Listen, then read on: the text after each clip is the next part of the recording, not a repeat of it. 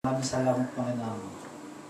Sa mensahe mo sa Lamentation 3, verse 21 to 25, Great is your faithfulness, O Lord. Hindi mo kami iiwan ni pababayaan habang kami nabubuhay. At ito ay aming panghahawakan at aming ipamumuhay.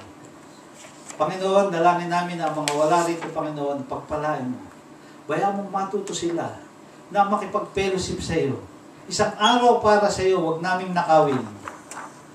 Lahat ng araw ay nasa amin na. Subalit ang isang araw, Panginoon, anuman ang sitwasyon, kinakailangan makipag-fellowship kami sapagkat ito ang utos mo, where 2 or 3 gathered in my name, I am in the midst of them. Para hipuin, para ipagpalain tayo, para proteksyonan tayo.